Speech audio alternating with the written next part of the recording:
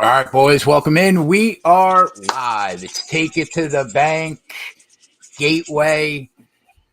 Uh, I am your host. I'm Keg. Yep, that's who I am. With me, as always, is my NASCAR partner in crime, Coop. Every week before we go live, I ask Coop, where were we again last week? Because I have worst short-term memory of anybody I know. Well, Coop, I don't have to ask you where we were last week because it's burned into my brain. I cried deeply on Sunday night. Friday night, we had the best truck in the race at 25-1. We got robbed. Sunday, we officially had the fastest car at the end of stage 2 and beginning of stage 3 in Keselowski at 18-1 twice. And Mother Nature told you and I to eat a dick. And unfortunately, we got rained out. Chris Bell was the winner. We got no winners last weekend. I had a Chris Buescher ticket to hit the top 10 at 18-1 that I got beat on. We were so close to a monster weekend, Coop, but it wasn't in the cards. How are you, my friend? What's your thoughts on the weekend at Charlotte? Oh man, it was definitely rough. Definitely rough. I think a lot of it came out like everybody seemed like they were ready to go back racing, and all of a sudden it was like, boom, we're done. Yeah. So like a lot of it came out. Fox was the one that called the plug. Blah blah blah blah blah. But at the end, it's a bad look for NASCAR because that's what we're gonna remember it as. Like NASCAR called the race, not Fox. So that's a bad look. It's been a bad week for NASCAR. Stewart-Haas Racing Yeah, is going to I dissolve at read the that. end of the year. Yeah. I read that, huh? Yep. Bad look. Obviously, the race was a bad look, how it ended.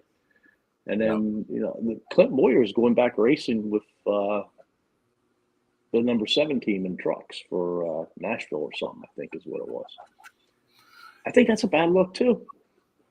A lot of people like it. It's a bad look that Boyer is going to drive a truck. Why? Because it just tells me that there's people out there that don't have the money to fill that ride who are up and coming. Fair. So they have to go to a Clint Boyer, That's fair. to try to get it in. So, that's why I don't look at it positively. But, not a good week for NASCAR. So and, we'll have to see how it comes out. So next year, no Tony Stewart, no Gene Haas in the Cup Series. Those 4 cars. Well, what happens? What happens to the charters? Somebody going to buy them? They sell them. Supposedly, Front Row purchased one. What about Junior? They'll be a 3-car team. 23XI is going to purchase one. Okay. So they'll be a 3-car team. Mm-hmm. And then Trackhouse is going to purchase one, and they'll have 3 cars. And then the 4th one's to be determined. Now, my boss is a NASCAR fan. He watches it and everything. He's more into the local shows, dirt track and all that. He watches a lot of racing on flow. He likes the late models and stuff like that. And we talk about it. And he came up to me today, and he said, "Did you hear the latest on that 4th charter?" I said, "No, haven't heard anything." He said, "There's a rumor out there. Junior? Could be Tony Stewart and Junior."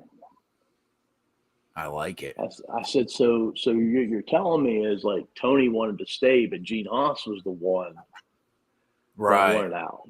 Right. It's like, I don't know. I was thinking about that too. I'm not sure. I don't know how that all plays into it and everything, but like Junior speaks very highly of Tony. And I would assume that Josh Berry would sit in that seat, right?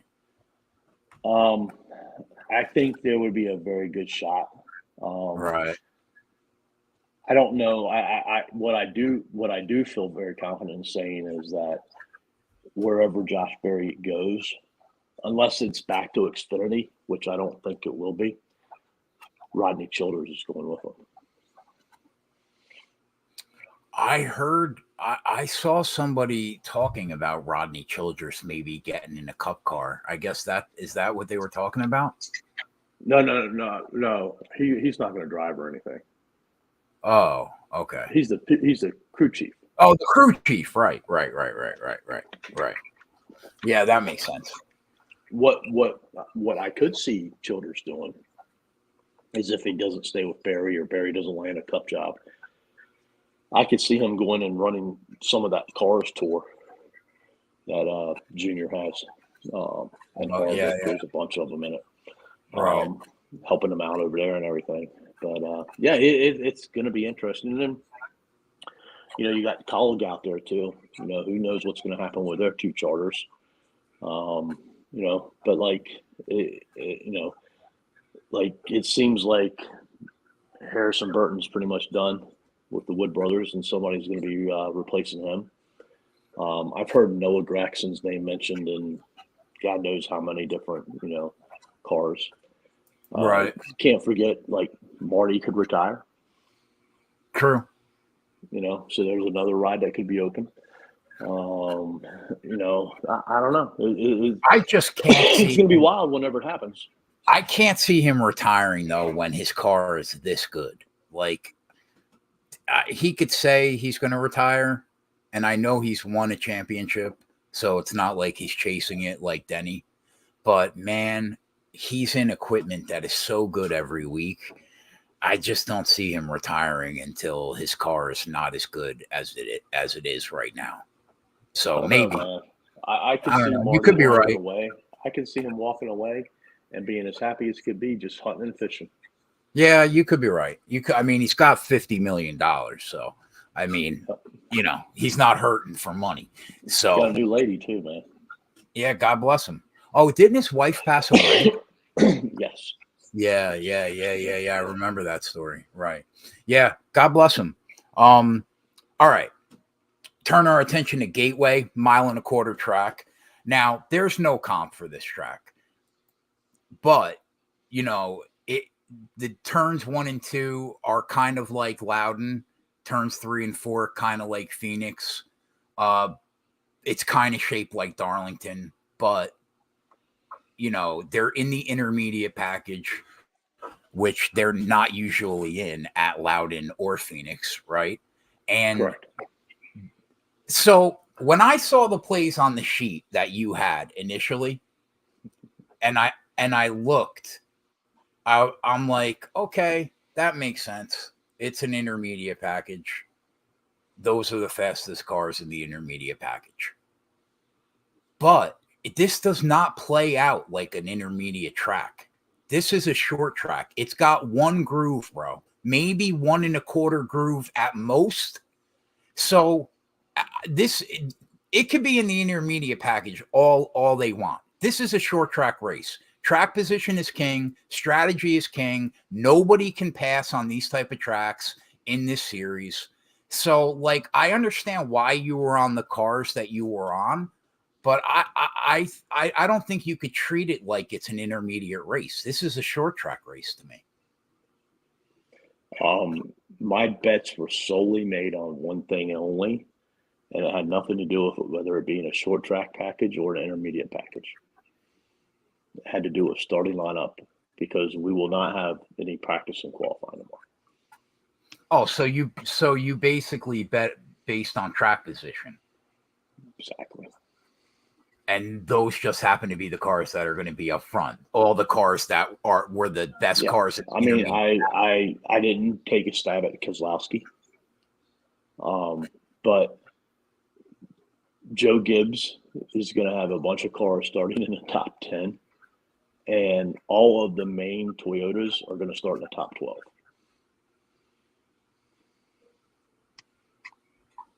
You're certain? You're positive that we're not going to have practice and qualifying? I'm willing to say I will never bust your balls again if they have practice and qualifying at 9:30 a.m. tomorrow. Oh, okay. Well, I know how much you live to break my balls, so I would assume that there's probably not going to be practice and qualifying tomorrow. Yeah, I've been looking at the weather all week, and okay, now it, I it get it. hasn't Now I get it hasn't been good, and every day it got a little bit worse. So 65%, 70%, 65, 60% between 7 and 10. now, okay, now it makes sense. 99% of the time, if I put plays in NASCAR on the spreadsheet, you look at them and you say, that makes sense. 99% of the time, if you put plays on the spreadsheet in NASCAR, I look at them and I say, that makes sense. When I saw all the fastest cars on there in the intermediate package, I'm like, why is he betting a race like this? This does not make sense to me. But now I get it. Yeah, I'm with you. Track position, I think strategy is going to matter. We had multiple cars last year in this race. The last couple pit stops, they only took 2 tires, and they hung around. They actually did pretty well on 2 tires. I watched that race earlier today. Michael McDowell was one of them. There were a couple more though. So I'm with you, Coop. I don't think they're going to be able to pass. I think track position is going to matter a ton. And I would say that once we get past the halfway point of this race, I don't think we'll see anybody take 4 tires based on what we saw last year. Yeah, I didn't go heavy into this race. I went heavier into Xfinity. I think Xfinity was more predictable than this race. That's good. I haven't looked at Xfinity yet, so that's good. My concern is the first stage is 45 laps. Mm-hmm. Typically, when they don't practice and qualify, they throw that competition caution. They usually throw it around lap 20 to 30. Well, if there's only 45 laps, are they really going to, throw a caution at lap 20 or 30 and then throw another one at the end of 45? So, that made me wonder, because, I would imagine if they throw it at 20, some cars will pit and some won't. Yeah. Because track position is so important here. I'll buy that. Yeah. So, I don't know. So, that's why I didn't go in heavy in NASCAR as Xfinity. Do you think that the later we get in this race, the less we're going to see cars taking 4 tires? Yeah, I think so. Yeah, because I couldn't believe the fall off. Like, man, they really hung around those cars on 2 tires last year. Yeah, they really did. I just don't. I don't know, man. Like these books could be really tight this week if they take anything from last year and really understand the race and how it worked. So, but with there being no practice or qualifying, it's going to be interesting because there's going to be some comers and goers early in the race because it's just going to depend upon how you unload off the truck. So, doesn't necessarily that's a concern to me to Brad Keselowski because one, they don't practice well, and they really don't qualify well either. From a manufacturer perspective, where are you at Toyota. in this race? Toyota. Why? I think there's only one Ford that can win. Ryan Blaney. You think he's the only Ford that can win, huh? Yeah. Yep. Roush Fenway has not been good here. Not good. And then if you look at Chevy, obviously Kyle Busch has run well here the last 2 years. He has a win last year and he finished well the year before. Yeah, but him and Logano. But it's not the same Kyle Busch. He won races last year. It's not the same Joey Logano. He was better last year at this point than last year right now. Yeah, he was. He was. And you know what happens after the Coca-Cola 600 with HMS. They take the summer off. Yep. Your famous line, HMS takes the They summer off. started vacation. I don't think you could dismiss Logano though. Well, I won't disagree with you, but he's just been very bad solid here. But he's been bad this year. This year in general, yeah, I'm with you. I'm with you. Well, Coop, he knows how to get out front and not let people pass him on a short track. We just saw that in the All-Star race. Yeah. You know what I mean? If he gets up there, he's going to be a motherfucker for sure. But I think he's going to start 12th or 13th. I'm with you. That my biggest problem with Joey is that he probably is not going to qualify well here, and you could be dead. Right. So when you go back there, like when you think of short tracks, what do you think of? Toyota. You know, you think of flat tracks. What do you think of? Chris Bell. Yeah. But I mean, like, it wouldn't shock me if Logano or Josh Berry's good on short tracks. Like, there are some Fords where Chase Briscoe is good on flats. I think that let's go back a step. Like, you just talked about how you can't pass here. True. All those cars are starting mid or back. Probably, yeah, but strategy could get you up there. Right. They're out going to strategize all of the Toyotas. I don't know. I mean, like, I don't know. I'm heavy on Toyota. I'm with you on Blaney. I'm with you there. Especially, but I'll tell you, one thing that is concerning about Ryan Blaney is that he looked like the stone cold nuts. You were like, there is no way this guy loses the race last year. And he went backwards more than any other car on the track. He had a bad restart in the last stage or last restart or something, right? Yeah, but I mean, like Kyle Busch sixth, right? But Kyle Busch led a ton of those laps, almost all the laps, I think. Yeah. And Blaney was on the pole. He was never able to get back up there again. But I'm with you. All right. So, like, you like Blaney, you like Logano. What do you think about Roush? I think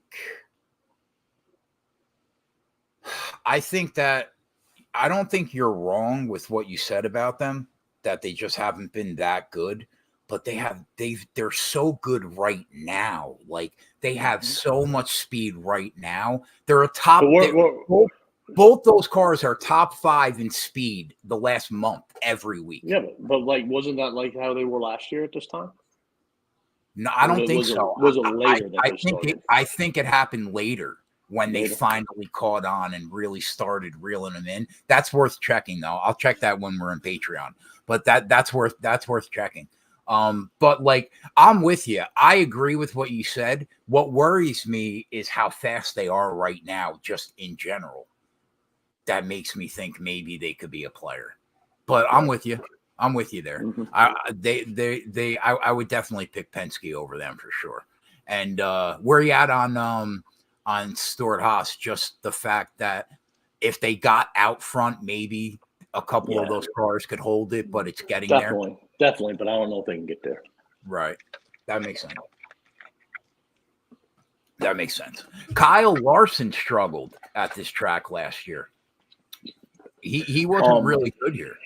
He came on as the race went on, but I agree, in general, wasn't great. But, like, they were improved upon their first visit here, but they still weren't very good. You know, you also got to remember it's concrete, so Chase Elliott might come in play. Chase is probably one I like the most out of the Hendrick team. I just think Byron, he'll be up there for a while, but I think he's just going to fall off. I'm not also sold on Hendrick being as good as what they used to be off the truck. If we get rained out, basically how the standings are right now is the order. basically? No, how they is you got to go to J-Ski or Potgrass and look at the qualifying order. All right, One of I'm the groups looking at the starts on the qualifying inside, one order. on the outside. So, like, start at the bottom where Byron and Kozlowski would be on the Byron and Hamill, I think. Oh, okay. I got you. So Keselowski and Bell would be row 2. Reddick and Gibbs would be row 3. Bowman and Elliott would be row 4. Marty and Chastain would be row 5. That would be your top 10. Okay. Who's in the next So row? Kez is going to start there. He's going to be up there. Who's in the next row? 6. This Bubba and 1, 2, 3, 4, 5. Kyle Busch. You got to watch Bubba this week. His price is appealing, but Coop, he's been so bad lately. He hasn't been very. But like, if you really go back and look, he's been strong on these short flat tracks. Just somebody to keep an eye on. Yeah, that's fair. That's fair. Not going to run out and bet him. You know, another thing about this race, man, is like you can have the nuts in terms of speed and be caught on the wrong strategy and just be drawn dead. Have no chance to win this race at all. I think you could have the nuts in terms of speed too and be in 6th place, and it'd be really, really hard for you to get to first. Yeah, I doesn't this feel like a live betting kind of race? It does. It does, with a twist. I'm hesitant to get involved even at all. Because another thing, like cautions breed cautions, right? I think there were 6 cautions in the last 50 laps last year. And like short run speed is going to matter, right? Long run speed doesn't even matter. You can't pass anybody, whether you got the nuts or like. I think we have to see some things in this race. Yeah, my only concern with that is, man, like if these books look at like that, how you looked at it and how we've been talking about how hard it is to pass, so on and so forth, the numbers are going to be so bad. But you know what, Coop? Why didn't they do that with Logano in the All-Star race? We got him at 9, 750, and like they would not. Maybe they learned their lesson from there. I don't know. Yeah, that's fair. That's fair. I don't know. You could be right. You could be right. But like I think it's hard. From a pre-race perspective, to pinpoint drivers. Because we don't know what's going to happen. We don't know how the cars are going to come off the truck. We don't know if they're going to throw a competition caution. We don't know who's going to take 2 tires. We don't know who's going to get 4 tires. We don't know who would stop at that competition caution, who wouldn't stop at that competition caution. I think like we can't bet live until the second stage. Yeah. But there's definitely a competition caution for sure. No. I have no idea. No idea.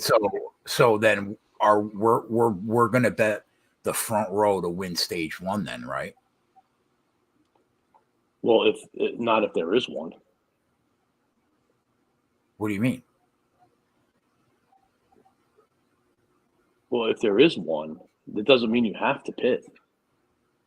You could stay out and try to gain track position.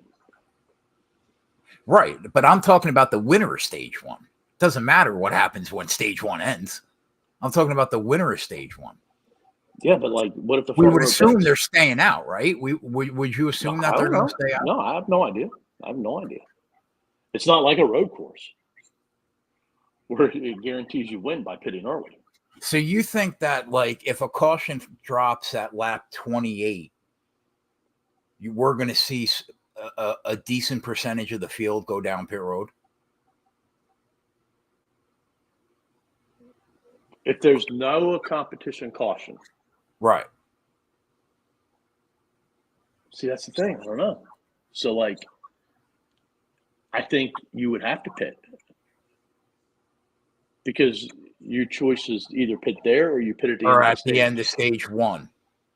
So you would think the cars that pitted at 28 would stay out at the end of the stage, Right. and gain that track position back. Yeah, But then again, like I don't know how long. I don't know. Like I know the next stage is 95 laps, but I don't know how much they can run in stage 2.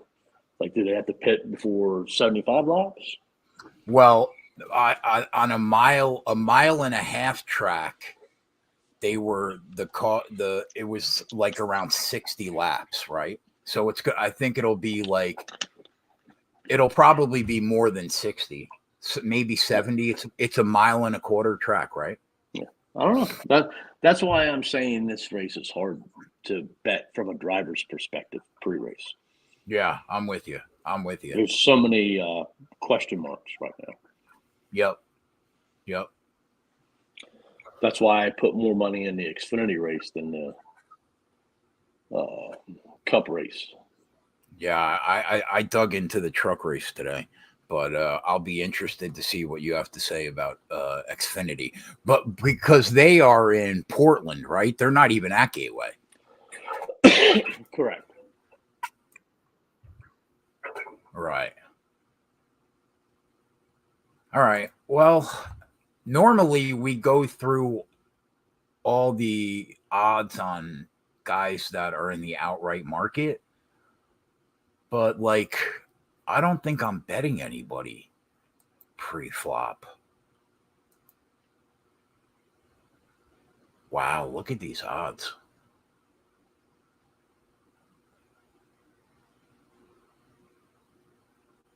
I didn't think we would see the favorite and second choice at 6 and 8 to 1.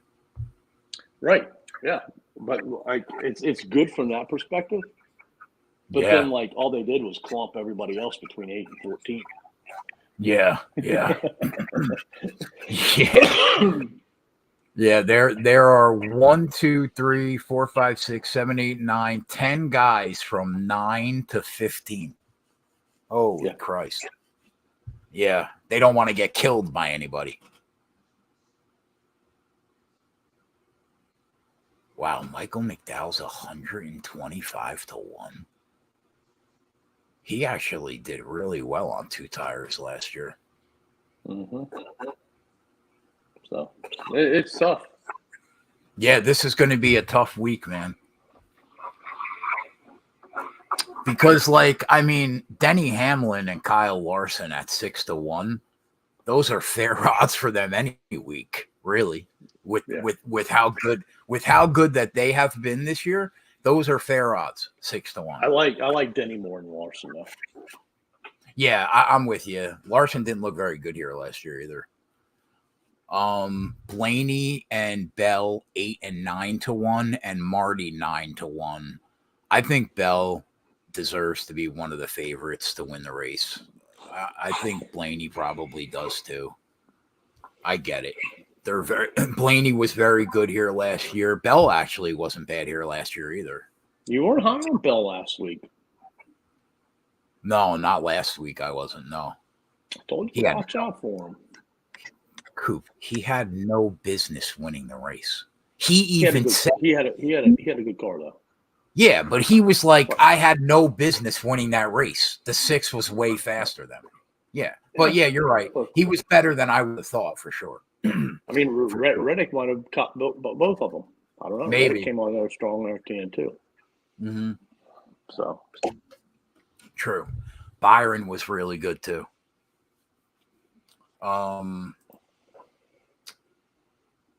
Wow, Joey Logano is 10 to 1. Get a life. See, like that doesn't make sense.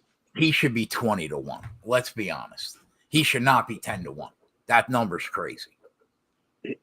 I totally like Kyle Busch is finished, I think, third here and first here, or second here and first here. And he's 12. Well, you know why they priced Logano here? In 2 races, his average finish is second place. That's that. Same way with Busch. Right, right, right. That's why they bump them up more than normal. But Joey Logano should be 18-20 to 1 to win this race. So that's probably his real true odds. So I think, like, from a betting perspective, you want to jump on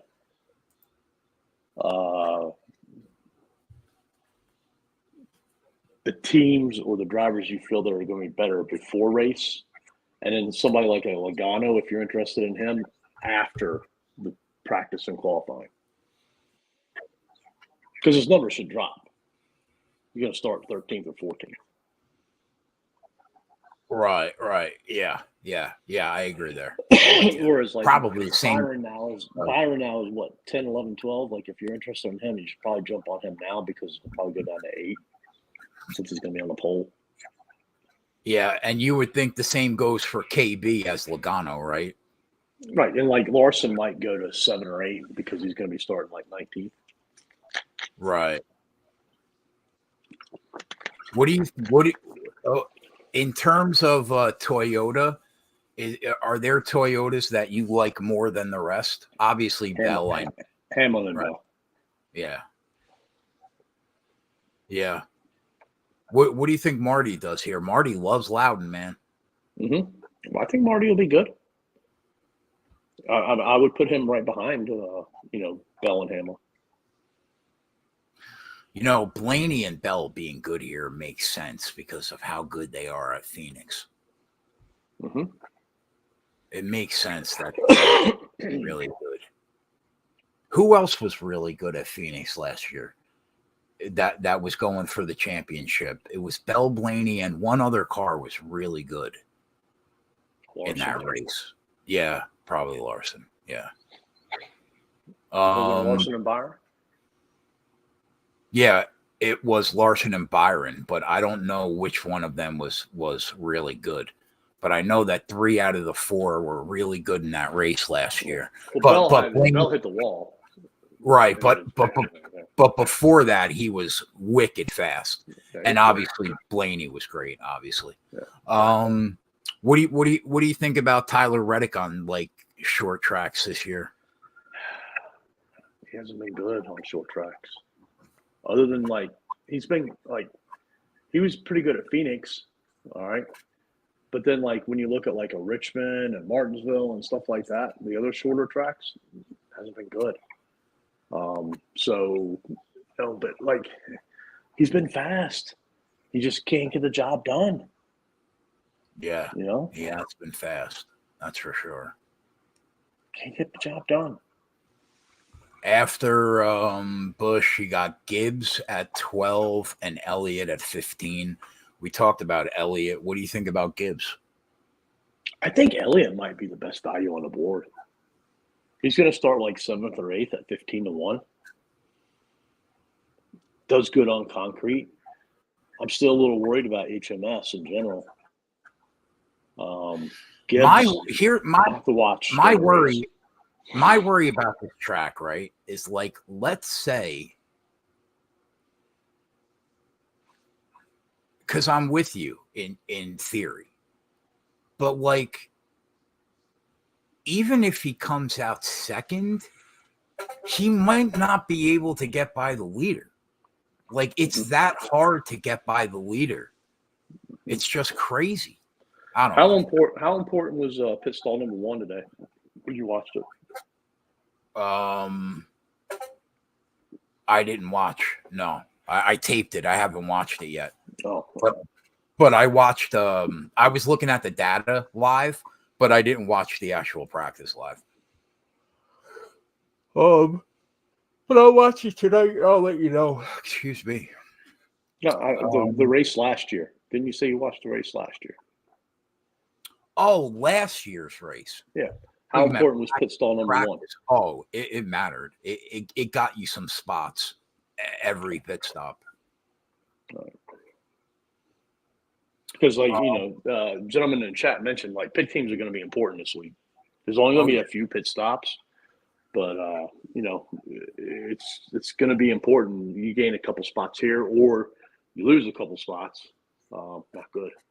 Right. Do you still think that Bell and Byron are in a class by themselves in terms of pit crew? Oh, Chase Elliott. And Elliott? Those three guys, you think? Look at Ryan's rankings. Oh, yeah, I forgot he has those. That's a good point. Hold on, I'll be back. Pit stops, penalties.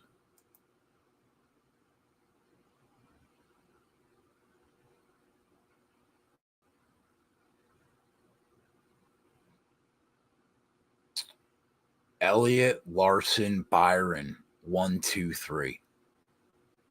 Jesus Christ. Hendrick.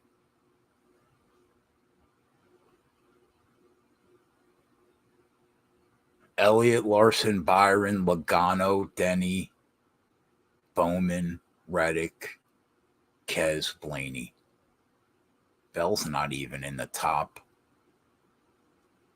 Oh, but he was third best at Charlotte as pit crew. It's hit or miss, man. Chris Bell's been the 37th worst pit crew team in a race this year, and he's been the best pit crew team in a race this year. And he's finished in the top 5 4 times. Look at the numbers on Elliott. Elliott's 2, 4, 3, 14, 4, 1, 1, 4, 1, 21. It's pretty fucking good.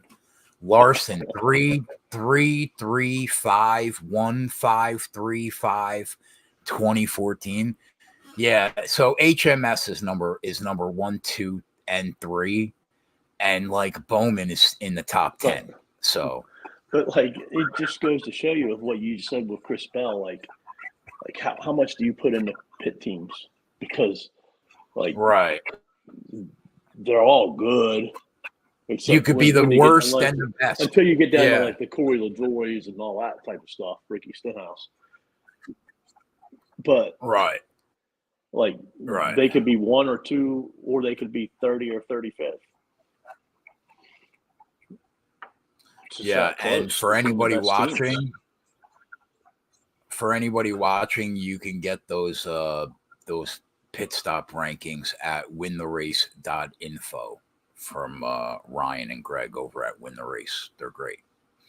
All right. So, I don't know, Coop. Like normally we give people a direction to go for the outright market before we head over to Patreon. I don't know what to tell these people this week. Come watch the show on Sunday and bet it live. Yeah, but I mean, I think if you're looking for value, I think it's hard to say after what we just talked about. I like the Elliott call. I like the Elliott call 15. You can get Byron at 12, can't you? Yeah, but I think I trust Elliott more in this race than Byron. Because Elliott, at least when he loses spots, he makes his way up towards the front better than when Byron loses spots. When he loses spots, he's dead. I know, but if you take William Byron and Chase Elliott and put him with Rod Strickland and Jeff Holland, you're probably going to get 30 to 1. Who's Rod Strickland and Jeff Holland? Who I don't even know who those people are. Rod Strickland, man, he's a basketball player. Did he come out of retirement? No. Oh, Sean Strickland. No. Oh, I got it. But yeah, I mean, you put them, you're probably 30 to 1, somewhere in there. What do you think about Alex Bowman's going to start in the top 10 at 40 to 1? Other than Martinsville, all his wins are on 1.5 miles. True. And, Denny called him a hack for winning that race in Martinsville.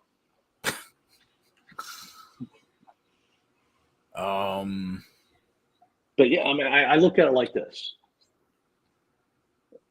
him and Bubba, you gotta watch them because the numbers are good, and they could surprise you. But that's the hard part about it.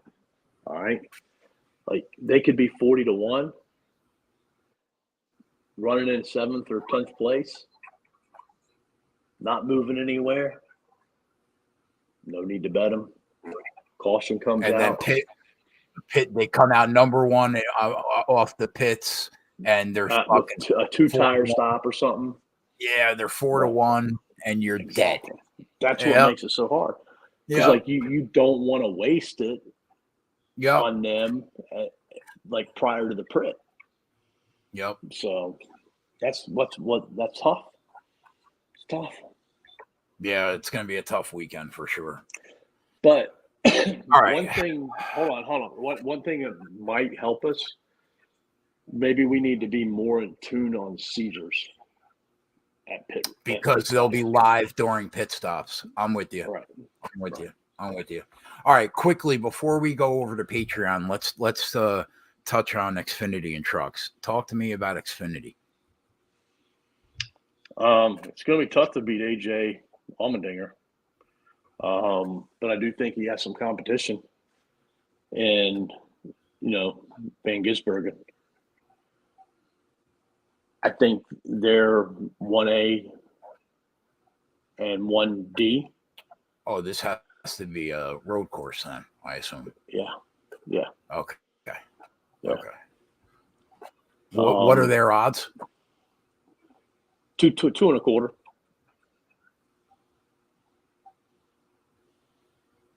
Who else? Are there any ringers in the race? Oh no, because they're somewhere different, right? AJ Allmendinger. Yeah, but right. Yeah, I mean, outside, I mean, they have such an overwhelming, those two guys in this field have such an overwhelming advantage on everybody else. It's crazy. After them, I like Meyer, Custer, and Allgaier. Yeah, I'll give you a fucking name to not sleep on. You want it? Parker Kligerman. You want a name not to sleep on, Coop? Parker Kligerman. That's right. He was very good here last year. Coop.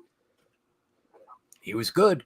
But yeah, I don't think anybody could beat those. You're the president. Like, if we could just make one little big fan club and include Ben Rhodes, Stu Friesen, and Parker Kligerman in it. Yep.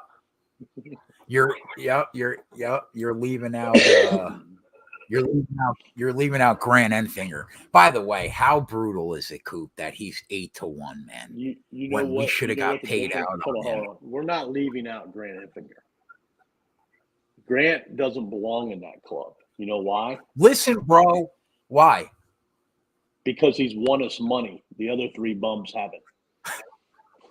First of all, Ben Rhodes cost us the championship last year, so you better put some respect on that name.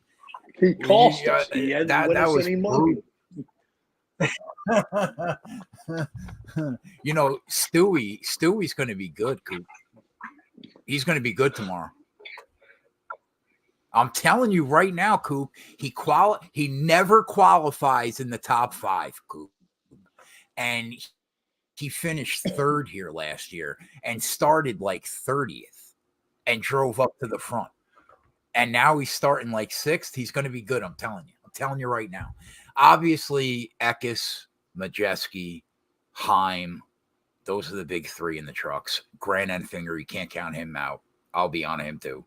But I think that the long shots won us a lot of money here last year.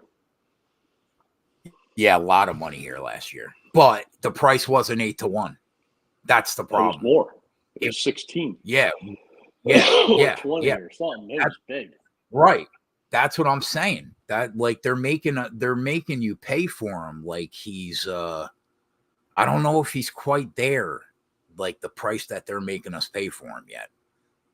But yeah, he's going to be a factor for sure. I think my gut says, like, I guess you can't count out Nick Sanchez, but my gut says it's going to be Heim, Eckes, Majeski, or Enfinger. I bet Majeski at 5.5 to 1. That's the only guy that I bet before practice and qualifying. I still have some work to do in MMA tonight to figure out where I'm going to be, but yeah, I think the same guys that you normally see that are very good in trucks are going to be very good tomorrow. And I would say that your long shots are probably Ben Rhodes, Stu Friesen, maybe Matt Crafton. I think can make some noise if he ever got up there. He was very good on this track last year too. But only bet I heard Heim got DQ'd. Is that true? For Last what? week. Last week. Oh, really? Oh, no shit. Good. Fuck you, Corey. Guy does nothing but cost me money. All right, boys. But yeah, the only thing that I've bet in the hold on a minute. Okay. Are you talking about Parker Kligerman in the trucks? Or are you talking about him in the Portland race? I'm talking about he's in the Portland race, isn't he? Okay. Stu's 20 to 1. Stu, yeah, but he was very good. He was very good here last year. As a matter of fact, I have Majeski's 2.5. Eckes is 2 3/4. Heim is 2 3/4. Okay, no, so Heim is 375. Well, he opened plus 150. So that's pretty good. Yeah, he shit the bed. He didn't look great. So Stewie last year, I'm wrong. He started 5th. Okay. At the end of stage 2, he was 1st. He finished 3rd. This is a good track for him. It's a good track for him. He's going to be better than you think. I know you'll never put money on him, but he's going to be better than you think he's going to be. Obviously, the namesake got it done for us big last year. But Ben Rhodes, he was in the top 5 the entire race, finished like 7th. Sanchez was very fast today in qualifying. So all the normal guys. Corey Heim did not run this race last year. Jesse Love. Yeah, Jesse Love was in the truck. But he didn't look great, Corey Heim, today in practice and qualifying. My gut says, I know that Majeski got the pole and he had the fast 10 and 15 lap average. My gut says that Eckes is a little bit better than him, probably. But how many races Majeski's won from the pole? No. Thank you, Coop. Appreciate that. I think he's probably got the second best truck in the race going in. I still think Eckes probably has the best. Eckes just decided to run 10 laps. That was it. 10 flex. Yeah, and he had the fastest 5-lap average, I think. But we will be live for all 3 races, and I will have more than just that Majeski bet for sure on the spreadsheet by tomorrow. I just got to do some more work in MMA tonight. And then Coop, if it's a road course, there's no reason to bet any. I'm with Coop. Those 2 guys are so much better than the field at making right turns instead of only left, that they're going to destroy the field. Parker Kligerman's a fucking dark horse, though.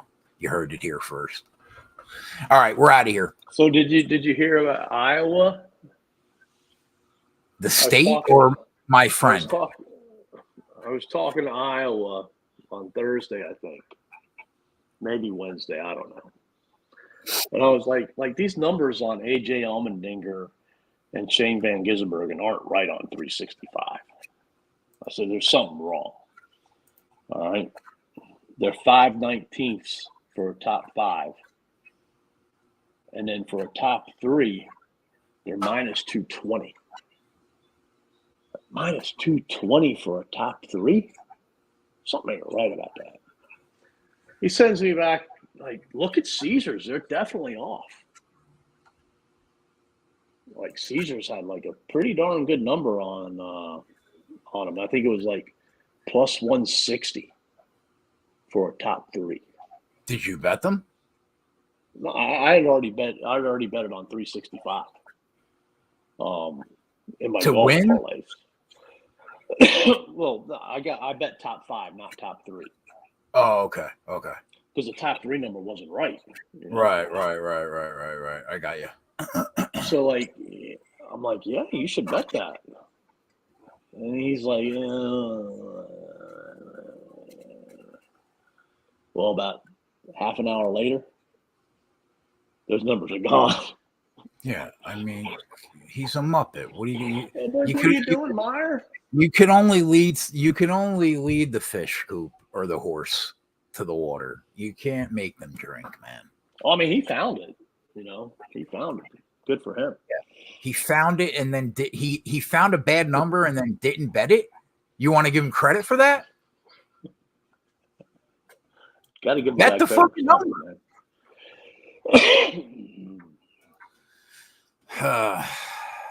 I'm hitting Kez, Larson, and Bell for that Iowa race, testing such a big advantage. I'm hitting Kez, Larson, and Bell for that Iowa race testing. We don't even want to talk about that Iowa race. Listen, can we get past this weekend, bro? Let me get past this weekend. After I heard Chris Bell's comments, I was like, "Oh, great." What happened? I'm out of the loop. I've been in a hospital all week. So Chris Bell has some very good results at Iowa from the Xfinity race. He's been very good there. And they've changed the track as far as the surface, and they've repaved part of it, but not all of it, and so on and so forth. And he was like, yeah, I like the old surface a lot better than the surface.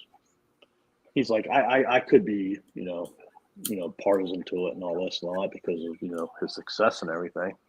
Right. But then he goes on and talks about, how hard it was to frickin', like, he's like, everybody's going to be on the bottom there. There's only going to be one lane. Really? Yep. Well, that means that track means nothing. Yeah. I think it's a mile track. That sucks, man. They got to really fix this package, or it's really gonna blow. But I do agree that like the testing, should help. But yeah. Why do you think that those? I'm surprised that those two guys aren't like plus 110 to win this race. They have such a monumental advantage in terms of driving ability over the entire field. I was kind of surprised. I didn't know how it would come out. I mean, obviously I knew Dinger would be really low. I just didn't know how low. And part of me said that like he could be in the ones. Yeah. I am shocked that like I feel like sending this to Dinger and saying, dude, this guy's like even money with you, man. Like, how many races have you won? And what's he won? I don't think SVG should be the same number as AJ Allmendinger. I think he should be the separate betting favorite, but not the same number. I mean, I get what I see what you mean from like a stock car perspective, but that guy's skill on a road course is fucking. It's hard to quantify how much better he is. He shouldn't be the same as AJ. I guess I agree in a stock car, but I'm surprised that they're both as high as they are against that field because there's no. I mean, who are you afraid of? Sam Mayer, Allgaier's not. I mean, has he won a road course that AJ Allmendinger has been in before? Probably. But I mean, he's not half the road course driver he is. Austin Hill, maybe at 14-1, you can make a case that that's an interesting price. That kid's good everywhere. It doesn't matter where. He's just good everywhere. But other than that, and then like Parker Kligerman. Oh, you know what? Cole Custer's not a bad road course guy either. No, he's not. But still, he's still not SVG. Right. Like if those two guys were not in this race, it would be really entertaining, wide open race. Yeah, for sure. All right, boys, we're out of here. I think is Sage Karam. Who? Sage Karam? Karam, however you want to pronounce it. Karam. Jesus Christ. All right, we're out of here. We'll be live in 5 minutes for Patreon members. Tomorrow we'll be live. Keep an eye on Balicki too. Tomorrow we'll be live from 1 o'clock until 1 o'clock in the morning. What are you watching at 1 o'clock?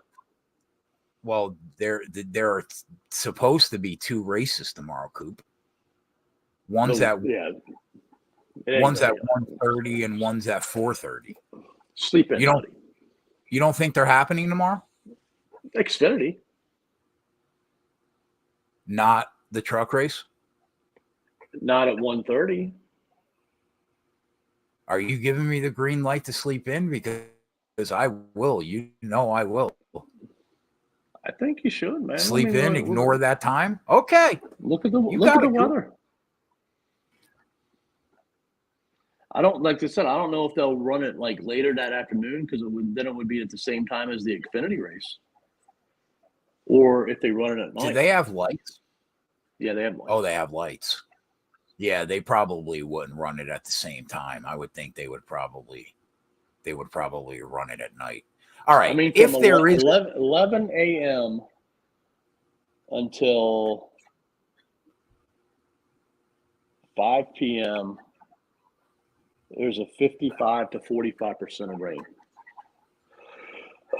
So you would think at some point rain would hit the track.